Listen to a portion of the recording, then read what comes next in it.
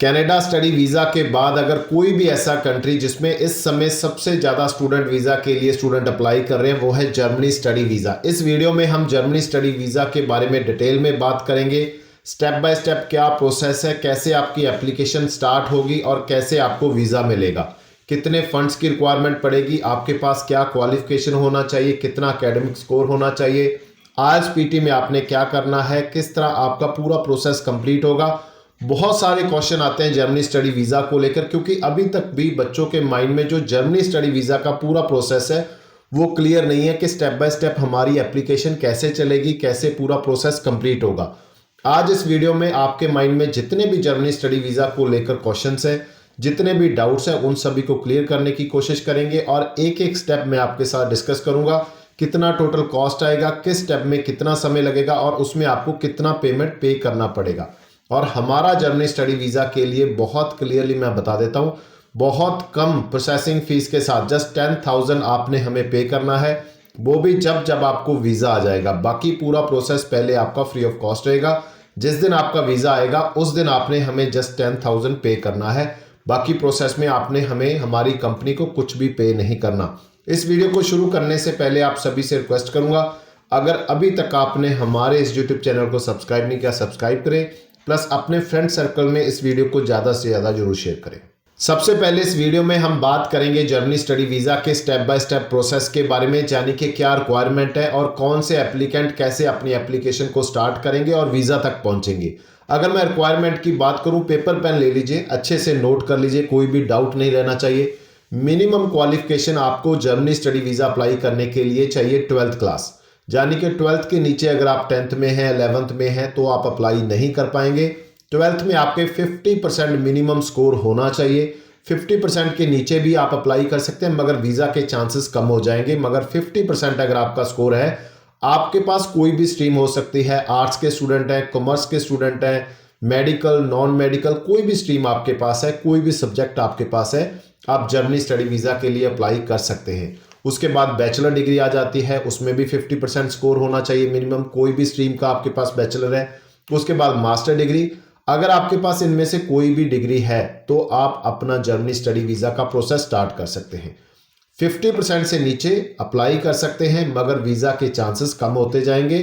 50% या 50% से ज़्यादा आपके वीज़ा के चांसेस बहुत अच्छे हैं जर्मनी में, इस समय की मैं बात कर रहा हूँ। इसके बाद बात करेंगे इंग्लिश प्रोफिशिएंसी टेस्ट के बारे में, यानी कि आपने आइल्स का एग्जाम दिया है या आपने पीटी किया है, दोनों ही एक्सेप्टेबल है। अगर आपने आइल्स किया है तो मिनिमम स्कोर आपका 5.5 और नॉट लेस देन 5 होना चाहिए। अगर आपने पीटी किया है तो 51 के नीचे आप नहीं होने चाहिए ओवरऑल। अगर उसके ऊपर आपका स्कोर है तो आपके वीज़ा के चांसेस उतने ही इंक्रीज होते जाएंगे, यानी कि 5.5 ओवरऑल नॉट लेस देन 5 आइल्स में और 51 नॉट लेस देन 50 अगर आपके पीटी में है, तो आप अपना जर्मनी स्टडी वीज़ा का प्रोसेस स्टार्ट कर सकते हैं। कोई प्रॉब्लम आपको इसमें नहीं आएगी। इसके बाद अगर मैं नेक्स्ट बात करूं कि बहुत सारे बच्चों के माइंड में जहां पर एक क्वेश्चन और आता है, क्या जर्मनी स्टडी वीज़ा के लिए हमें जर्मन लैंग्वेज यानी कि ड्यूच आनी चाहिए, उसमें हमें टेस्ट देना पड़ेगा, उसका कोई सर्टिफिकेट चाहिए? ऐसा कुछ भी नहीं है। बहुत सारी ऐसी यूनिवर्सिटीज़ हैं जर्मनी में जहां पर अगर आपको जर्मन लैंग्वेज नहीं आती तो भी आप इंग्लिश प्रोफिशिएंसी टेस्ट के साथ अपना जर्मनी स्टडी वीज़ा का प्रोसेस स्टार्ट कर सकते हैं, अपना वीज़ा सिक्योर कर सकते हैं। उसके बाद बात करेंगे जर्मनी के पूरे प्रोसेस के बारे में, यानी कि स्टेप बाय स्टेप प्रोसेस क्या रहेगा।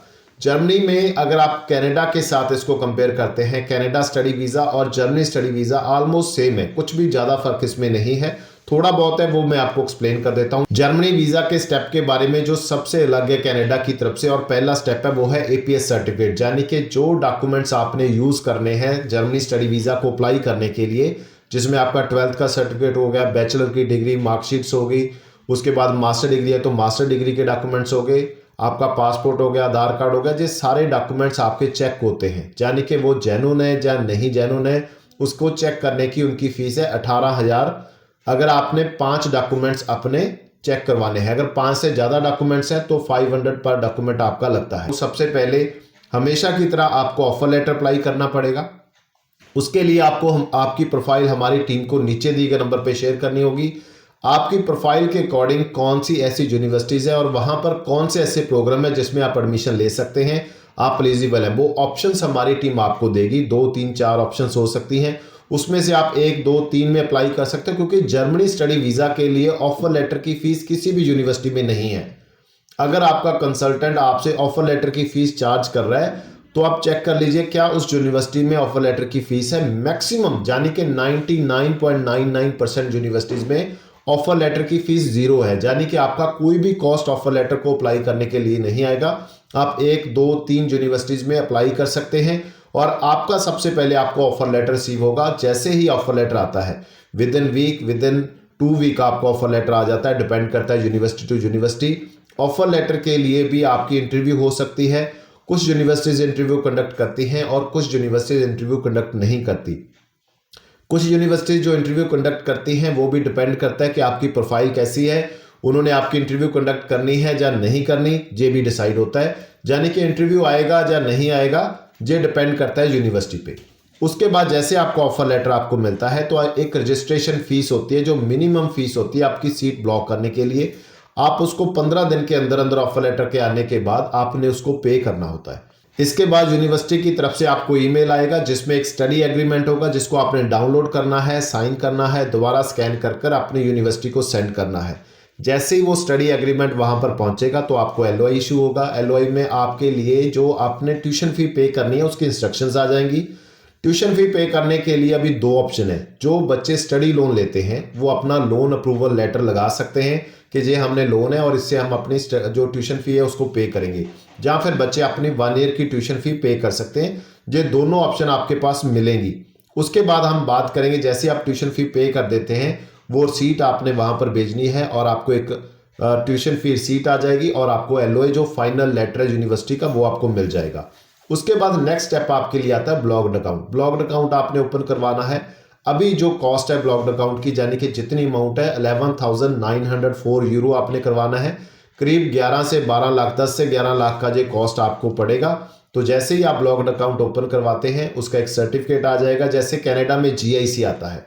ब्लॉक्ड अकाउंट का सारा अमाउंट आपको वहां पर जाकर 12 इक्वल इंस्टॉलमेंट में आपको वापस मिलेगा, उसमें आपकी कोई कॉस्ट नहीं है। जो आपकी कॉस्ट आती है वो सिर्फ ट्यूशन फीस है, जो 6 लाख टू 8 लाख तक जाती है, यानी कि आपका टोटल कॉस्ट 6 लाख से लेकर 8 लाख तक जाता है जो ट्यूशन फी आपने पे करनी है जर्मन यूनिवर्सिटीज़ के लिए। उसके बाद नेक्स्ट आ जाता है, जैसे आप ये सारा प्रोसेस कंप्लीट करेंगे तो आपने इंश्योरेंस करवानी होती है। 7 to 8,000 का आपका इंश्योरेंस हो जाता है। फिर हम आपका स्लॉट बुक करते हैं एम्बेसी में।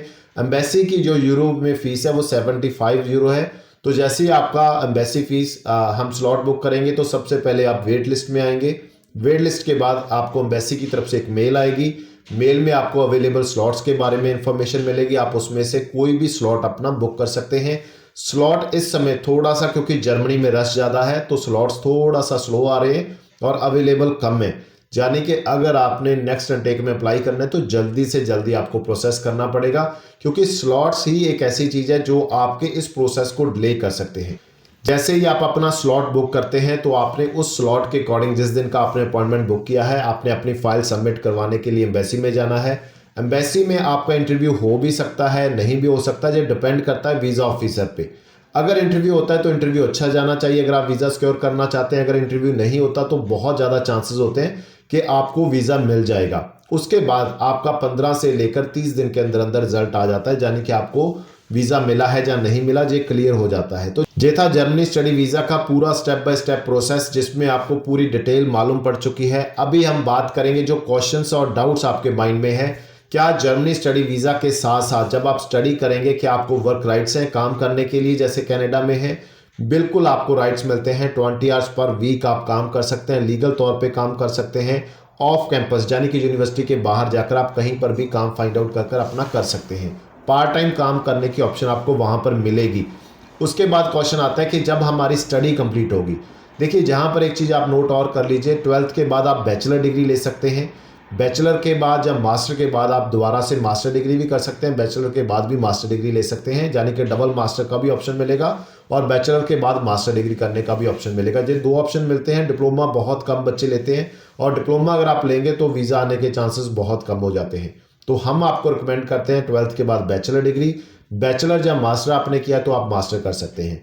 तो ये दोनों डिग्रीज को कंप्लीट करने के बाद आपको 18 मंथ का, नोट कर लीजिए 18 मंथ, 1.5 साल का वर्क परमिट मिलता है, जिसमें आपको आपकी जॉब सीकिंग वीज़ा भी इसको बोल देते हैं कि आपने अपनी जॉब सर्च करनी है। आप जैसे ही 1.5 साल आपका कंप्लीट होता है, अगर आपके पास कोई जॉब मिलती है तो आप उसको 1.5 साल के लिए और एक्सटेंड कर सकते हैं, यानी कि टोटल 3 साल का आपको वर्क परमिट वहाँ पर मिलता है अपनी स्टडी कंप्लीट करने के बाद। जर्मनी में जैसे ही आपके 5 साल पूरे होते हैं स्टडी प्लस वर्क परमिट को मिलाकर, तब आप जाकर अपने पीआर के लिए एलिजिबल हो जाते हैं। पीआर के लिए आप अपनी फाइल अप्लाई कर सकते हैं। वो डिपेंड करता है कि आपका स्कोर कितना है और कैसे आपको पीआर मिलेगा, वो आगे डिपेंड करता है। वहाँ पर जब आप जाएंगे तो बहुत सारी चीज़ें आपको मालूम पड़ेगी, कैसे आप अपना स्कोर इंक्रीज कर सकते हैं, आपको क्या करना चाहिए, तो ये सारा प्रोसेस है। जर्मनी की यूनिवर्सिटीज़ के बारे में बात करेंगे, जहाँ पर बहुत सारी यूनिवर्सिटीज़ हैं, प्राइवेट यूनिवर्सिटीज़ हैं, पब्लिक यूनिवर्सिटीज़ हैं, नॉन जर्मन यूनिवर्सिटीज़ हैं, जहाँ पर अलग अलग सिस्टम है। जर्मनी में आपकी ट्यूशन फीस लगेगी या नहीं लगेगी, क्योंकि जर्मनी के लिए ये भी बहुत फेमस है कि जर्मनी में बहुत सारी यूनिवर्सिटीज़ फ्री एजुकेशन प्रोवाइड करती हैं। बिल्कुल करती हैं। अगर आपकी प्रोफाइल बहुत अच्छी है, बहुत यानी कि बहुत अच्छी है, और आपको आपके पास जर्मनी का कोई टेस्ट है, जर्मनी लैंग्वेज प्रोफिशिएंसी का, तो आप उन जर्मन जो फ्री एजुकेशन वाली यूनिवर्सिटीज़ है वहाँ पर अप्लाई कर सकते हैं, जहाँ पर आपकी 0 से लेकर 1500 यूरो तक 1 ईयर की फ़ीस हो सकती है। मगर जो यूनिवर्सिटीज़ मैंने आपको बताई हैं ये सारी प्राइवेट यूनिवर्सिटीज़ हैं, और हम प्राइवेट यूनिवर्सिटीज़ में अप्लाई करवाते हैं आपका, जिसमें आपको 6 लाख से लेकर 8 लाख तक आपका ट्यूशन फीस पड़ेगा, और जहाँ पर आप बैचलर और मास्टर डिग्री कर सकते हैं। किस तरह के कोर्सेज जहाँ पर अवेलेबल हैं, आप जहाँ पर किसी भी तरह का प्रोग्राम ले सकते हैं। आप इंजीनियरिंग में जाना चाहते हैं, आप किसी हेल्थ केयर के प्रोग्राम में जाना चाहते हैं, आप आर्ट्स के प्रोग्राम में जाना चाहते हैं, आप बिजनेस के प्रोग्राम में जाना चाहते हैं, सभी तरह के प्रोग्राम आपको जहाँ पर मिलेंगे, किसी तरह की प्रॉब्लम जहाँ पर नहीं आएगी। जर्मनी स्टडी वीज़ा को लेकर जितने भी क्वेश्चन थे, डाउट्स थे, मैंने क्लियर करने की कोशिश की है।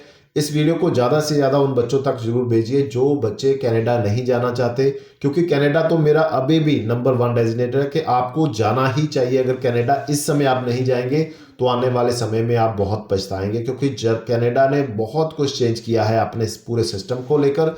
जितने भी लूप होल थे कनाडा स्टडी वीज़ा को लेकर, उन सभी को बंद किया है और एक अच्छा प्लेटफॉर्म देने की कोशिश की है उन सभी स्टूडेंट्स को जो क्वालिटी एजुकेशन लेना चाहते हैं, कनाडा स्टडी वीज़ा के लिए जाना चाहते हैं, वहाँ पर सेटल होना चाहते हैं।